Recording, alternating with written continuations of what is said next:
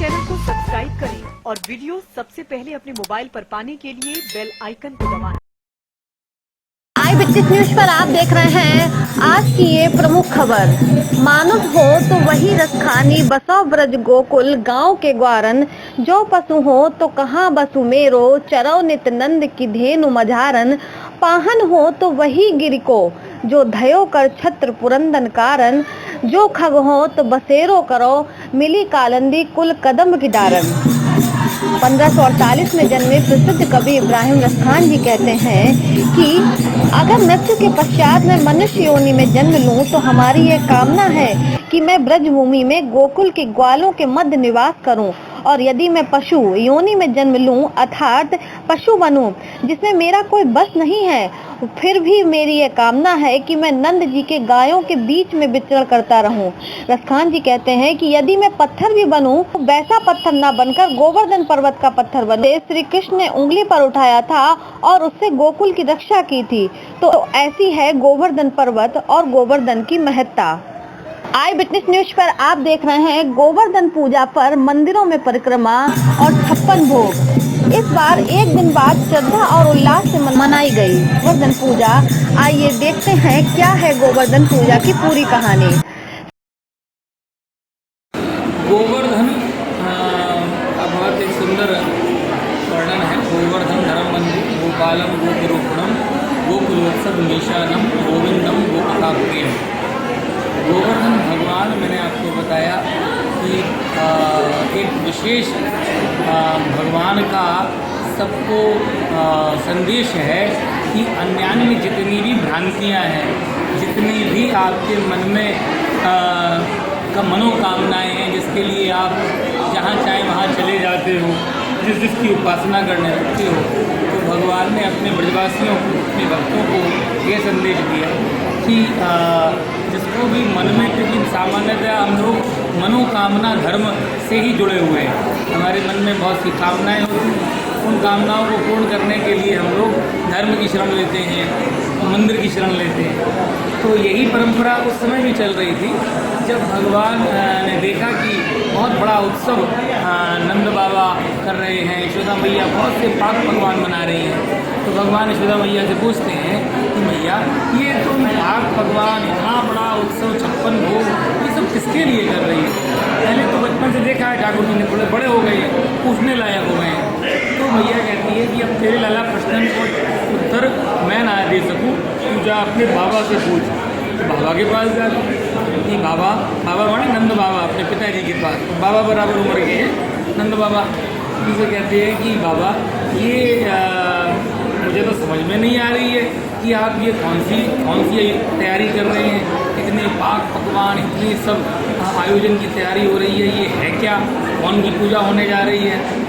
तो बाबा कहते हैं कि अरे लाला, तूने देखो ना, हर साल हम लोग इंद्र भगवान की पूजा करें और इंद्र भगवान जो है वो वर्षा कराते हैं, वर्षा होती है, उससे हमारे खेत हरे भरे होते हैं, हमारी गैया के लिए चारा बनता है और इस चारे से हमारी गौओं का पालन होता है।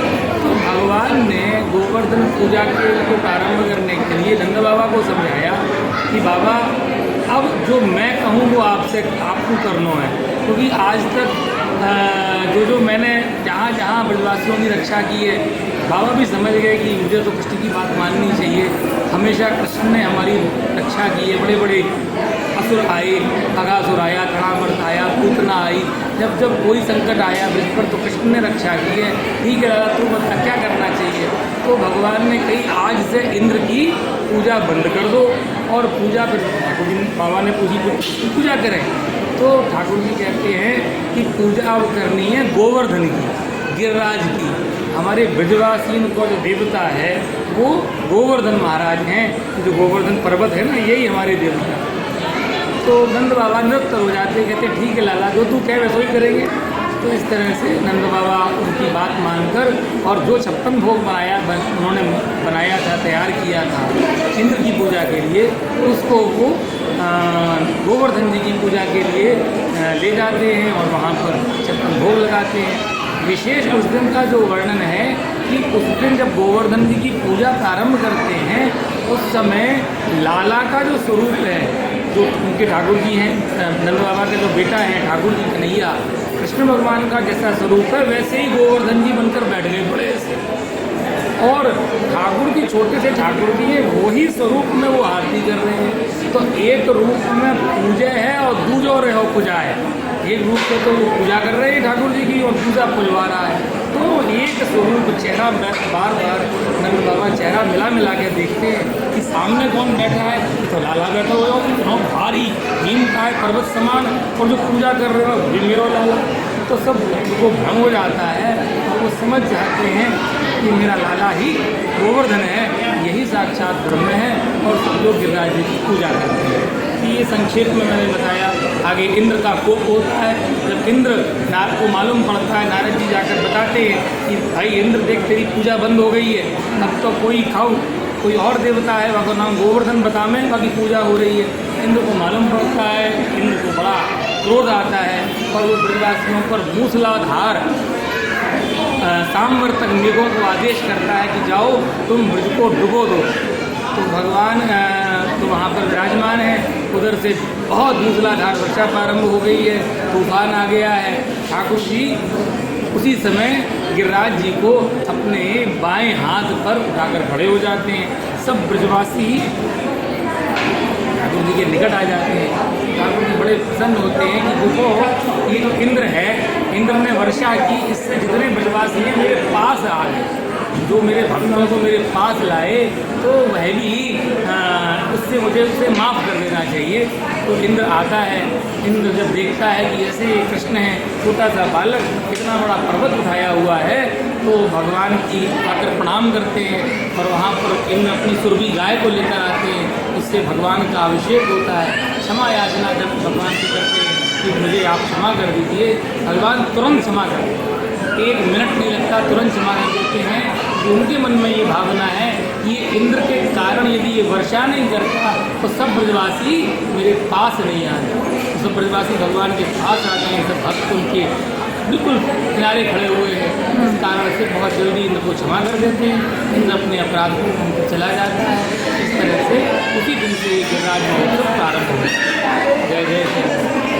56 लोग आपकी मिठाई है, मतलब 108 में की सब्जी गड्ढ की, जिसमें जो कोई भी नहीं बनती वो भी आके दिन में प्रसाद में भगवान की और कोई नाना प्रकार की मिठाई है, दीप जलाते हैं, खीर खिलौने हैं। आई विटनेस न्यूज के दीपावली विशेषांक में आपका स्वागत है। रंगोली और दियों से सजे घरों में भगवान राम के आगमन की खुशी छा जाए और आपके जीवन में सुख समृद्धि और खुशहाली की बहार आए। दीपावली के इस पावन अवसर पर समस्त जनपद वासियों को मंगलमय शुभकामनाएं। नागेंद्र सिंह राठौर, विधायक भोजपुर फर्रुखाबाद। जलाओ दिए पर रहे ध्यान इतना, अंधेरा धरा पर कहीं रह न जाए। दीपावली हमें अंधकार से प्रकाश की ओर अग्रसर होने का संदेश देती है। दीपावली के पावन अवसर पर समस्त जनपद वासियों को बहुत बहुत शुभकामनाएं।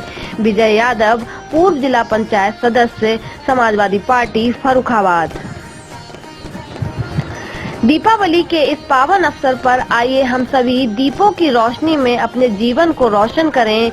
दीपक की रोशनी में झिलमिलाता आंगन हो, पटाखों की गूंज से आसमान रोशन हो। दीपोत्सव पर्व पर समस्त जनपद वासियों को हार्दिक शुभकामनाएं। विकास पांडे, भारतीय जनता पार्टी पश्चिमी मंडल अध्यक्ष, फर्रुखाबाद। मां मंगला, सर्विस सेनापति स्ट्रीट, फर्रुखाबाद। सज धज कर घर आंगन सारा, हर ओर है रोशनी का नजारा। पटाखों की गूंज है प्यारी, दीपों से रोशन हर गली हर चौबारा। दीपावली के इस पावन अवसर पर आप सभी को बहुत बहुत शुभकामनाएं। डॉक्टर अरुण अग्निहोत्री, प्रदेश उपाध्यक्ष, ब्राह्मण जन सेवा समिति, प्रदेश सचिव, सिविक एंड सोशल आउटरीच विभाग, कांग्रेस। आई विटनेस लाइव न्यूज यूपी परिवार की ओर से ज्योति पर्व पर समस्त जनपद वासियों को बहुत बहुत शुभकामनाएं। स्वर्गीय अनिल वर्मा शेखर, सलमान अली रिपोर्टर, सौम्या वर्मा एडिटर, आई विटनेस न्यूज नेटवर्क। उम्मीद है आपको हमारी ये खबर पसंद आई होगी। आप इसे लाइक करें, अपने दोस्तों के साथ शेयर करें और कमेंट करके अपनी प्रतिक्रिया बताएं। अगर आप पहली बार हमारे चैनल से जुड़ रहे हैं तो चैनल को सब्सक्राइब करना ना भूलें। यही निवेदन आपसे।